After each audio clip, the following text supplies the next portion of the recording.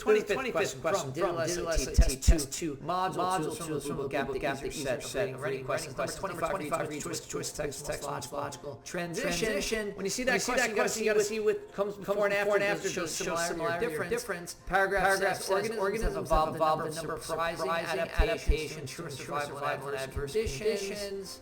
And the tadpole shrimp embryos blank can pause development over 10 years during extended periods of drought. That is survival in adverse condition is a surprising adaptation. Shows similarity and in contrast shows difference. So that's God. And it literally is an example of what comes forward. See the video. Check us out. Glad you masters. Learn. Have a great day.